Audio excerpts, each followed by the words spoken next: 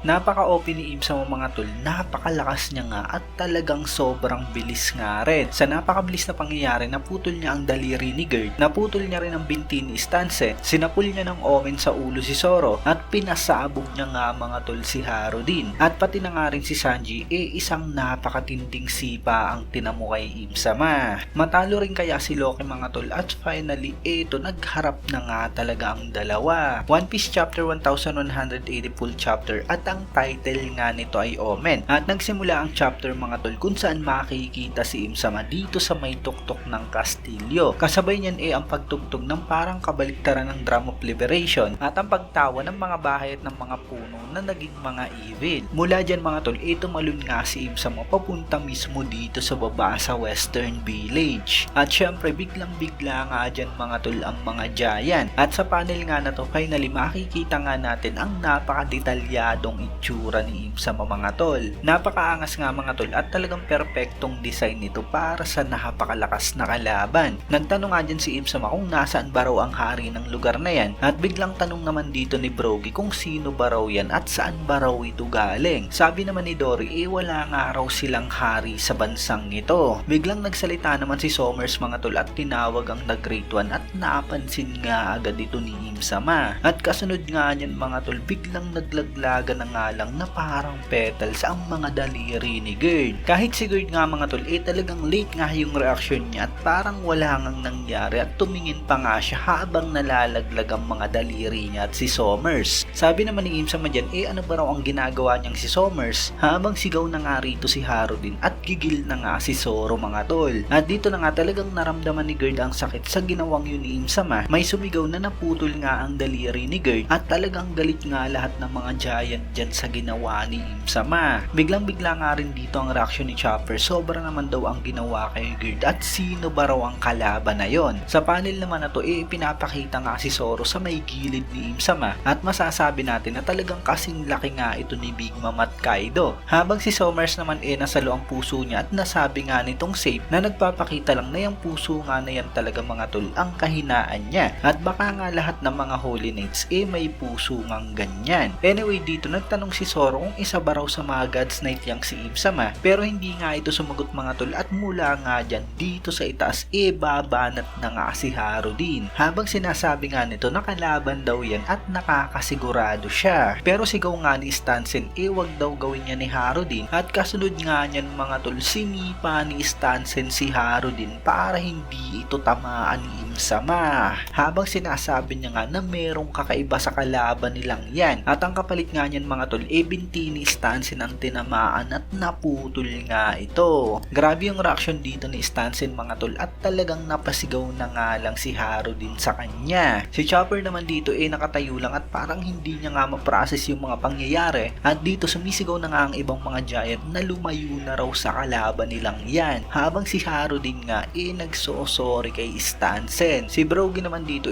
talagang galit na galit at nagtanong kung sino ba ang kalaban nilang yan. Habang hindi na nga talaga nakapagpigil si Zoro mga tol, sumugod na nga siya at gumamit ng ataking Rengoku Onigiri. Pero lumingon nga lang dyan si Imsama mga tol, at gamit ang napakabilis na buntot niya sinalag niya ang ataking yan ni Zoro. Kasabay niyan mga tol, ginamit ni Imsama ang teknik niyang Omen at naglabas nga siya ng itim na apoy sa kamay niya. Ipipitik niya na nga ito mga tol, at talagang tutok na nga sa mukha ni Zoro. Grabe yung reaksyon ni Zoro, alam niya na talagang hindi na nga siya makakailag pa dyan. Kasunod niyan, pumitik na nga talaga si Imsama mga tol, at talagang sapul nga si Zoro sa ulo. Parang bala nga yung tumama kay Zoro mga tol, at talagang tumilapon nga siya. At makikita natin na may mga dugungang naglabasan sa mukha niya. At si Chopper naman dito talagang hindi nga makapaniwala sa mga nangyayari. Hindi pa nga tapos mga tol, sumugod pa nga muli rito si Haru din, pero ayan na naman nga muli ang Omen ni Imsama.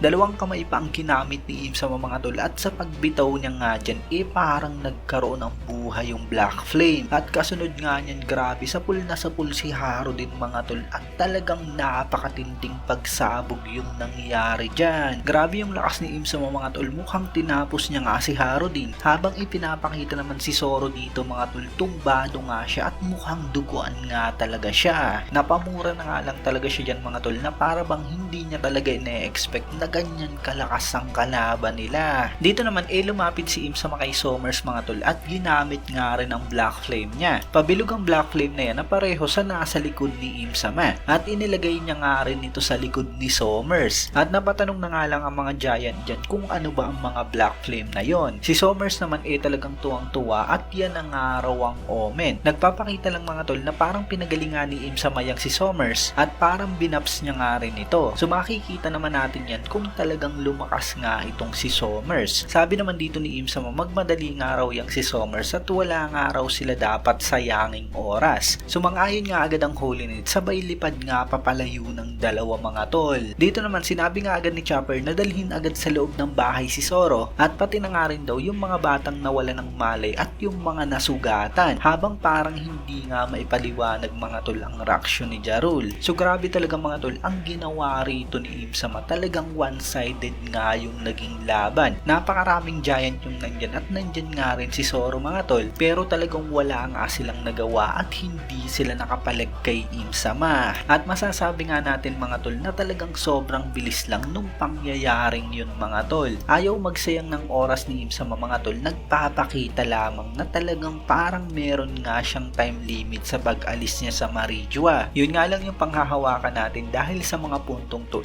parang imposibleng matalo si Im-sama mga tol. At yung time limit nga lang na yun ang maaaring magpaalis sa kanya dito sa Elbap. Mula nga dyan, lumilipad na nga rito si Im-sama mga tol at nagkaroon na nga siya ng pakpak na pareho sa mga Lunarian. At grabe, napakaangas talaga ng design niya mga tol. Hindi ko sure pero parang pinaghalo-halo nga ang lahi nitong si Im-sama. At nag-announce na nga dyan sa buong Elbap na meron daw kalaban na mas malakas pa sa isang God's Knight. Nasa isla ng araw ito kaya maghanda raw ang lahat. Kaya dahil dyan nabibigla ang mga giant dahil sa akala nga nila tapos na yung laban. At talagang hindi nga raw nila pwedeng ibaba ang mga sandata nila. Habang lumilipad naman sa malayo si Im-sama napansin niya nga yung yelo kung saan nakasil si Gunko. Ginamit niya ang kabilang dulo ng sandata niya. Naglabas ito ng Black Flame na nagkaroon ng buhay at itinira niya nga ito sa yelo. At isang napakatinding pagsabog nga yung nangyari dyan mga tol. So ang tanong ngayon magagawa kayang tunawin ng apoy na yan ni Im-sama ang yelo ng Ragnar? Dahil sabi ni Loki tanging Ragnar lang daw ang makakapag-defrost nun. Pero sobrang OP talaga ni Im-sama mga tol pag nagawa niya ang palayain dyan si Gunko. At for sure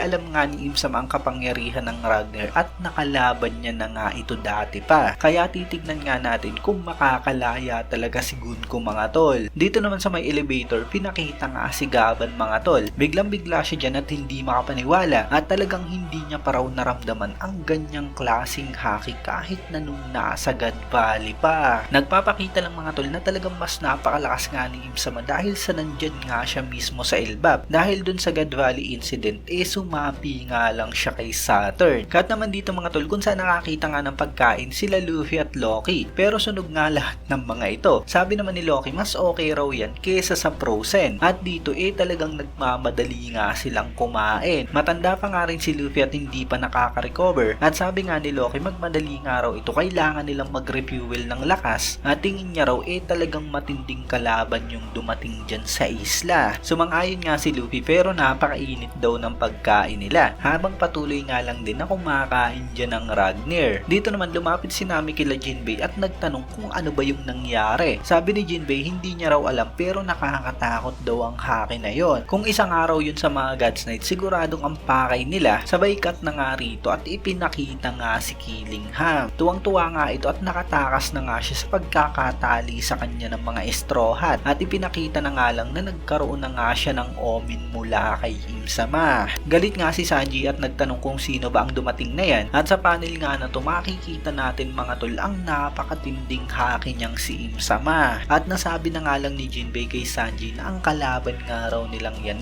napakadelikado. Pero wala kang paki si Sanji mga tol, sumugod pa nga rin siya dito. Habang sinasabi niya nga na sino ba raw yan para palayain na lamang basta ang bihag nila. Bumanat nga siya ng napakatinding sipa mga tol pero sinalag nga lang yan ni Sama ng paa niya. Sabay ka-counter nga agad si Sama mga tol. Biglang bigla nga rito si Sanji at kasunod niya nagpakawala ng napakatinding sipa rin niyang si Sama. Mukhang meron nga ring omen o black flame yung binti niya. May black lightning din, nagpapakita lang na gumamit nga rin siya ng Conqueror's Haki. At dito makikita natin mga tol na talagang sobrang lakas ng ataking yun ni Sama at talagang napakatinding pagsabog nga yung nangyari dyan. Hindi pinakita mga tol kung ano ba yung nangyari kay Sanji pero siguradong yari nga rin siya sa ataking yon. Although tingin ko napakalakas nga ng depensa ni Sanji dahil sa exoskeleton at mapapansin natin dito na bago nga siya tamaan naka-defensive nga siya. Kaya hopefully hindi nga malala yung tama niya mga tol. Pero ayun, grabe talaga, overpower si Sama mga tol. Niyari agad ang future Wings of the Fiery King ni Luffy, si Zoro at Sanji. Dahil yan marami yung nagsasabi na baka magkaroon daw ng time skip dahil parang mauulit nga yung pangyayari sa Baode Archipelago nung kalaban nga nila si Kizaru at Kuma. Tingin ko naman hindi na nga mangyayari yon dahil sa punto nga na to malalakas na talaga ang Straw Hat mga tol. Ang kailangan talaga ng power up si Luffy para matapatan niya nga si Sama. Sa Final War naman kasi base dun sa mural sama-sama nga sila at napakarami nga nila laban sa world government at kay Sama. Anyway, balik na nga tayo rito mga tol kung saan dumating na nga si Loki dyan. Sobrang laki nga talaga ni Loki base sa panel na to mga tol at nanliit nga talaga si Sama. Sabi ni Loki, ano ba raw ang ginagawa ng kalaban na yan dyan sa Elbap? Sabi naman ni Sama, hinahanap niya raw yung may kasalanan sa pagkamatay ng servant niyang si Harald 14 years ago. Sabi naman ni Loki, anong servant ba raw ang sinasabi nito? Si Harald nga raw ang tatay niya at siyang dating hari ng Elbap. At ang hinahanap nga raw niyang si Sama walang iba kundi siya si Loki. Sagot naman niyang si Sama, kung wala raw yang si Loki malaking trouble ang maiiwasan ng mga ito. Pero sagot nga ni Loki mga tol, ang lugar nga raw kung saan siya dapat walang iba kundi ang Elbap. Itatak nga raw yun sa isip niyang si Sama at tinawag pa nga itong tanga. So ayan na nga mga tol, Loki versus Sama ang susunod na chapter. Siguradong napakatinding laban nito mga tol. Makikita natin ang full power dito ni Loki. Pagkakataon na nga ito para makaganti siya sa ginawa ni Sama kay Harald at pagkakataon na nga rin ni Sama para makaganti siya sa ginawa ni Loki din kay King Harald. So vice versa mga tol at mukhang pareho nga silang gigil sa isa't isa. So sana makita nga natin yung hybrid form ni Loki sa Nidhogg. Tingin ko hindi kayang manalo ni Loki mga tol pero hindi pwedeng agad-agad matalo nga siya. Siguradong makakabalik na nga rin agad si Luffy at sabay nga nilang lalabanan si Sama at yun nga talaga yung mas matinding laban mga tol. Doon natin makikita kung kaya ba ni Luffy at Loki ang pinakamalakas sa lahat, ang final villain na si Sama. Pero maring hindi talaga matapos yung laban mga tol dahil sa nagmamadali nga si Sama at mukhang dahil nga yun sa time limit niya sa pag-alis niya sa Holy Land. Bali ayan nga lang mga tol ang nilalaman ng review natin. Wala tayong break next week kaya isang linggo lamang yung hihintay natin para sa kasunod na chapter. Comment nyo na lamang sa baba kung ano ba ang reaction nyo sa chapter na to. Kung nagustuhan nyo ang video to, huwag nyo sana kalimutang mag-iwan ng like dahil napakalaking tulong na yan para sa ating channel. At yun, maraming salamat sa inyong panunod at mag-iingat kayo palagi. Bagang!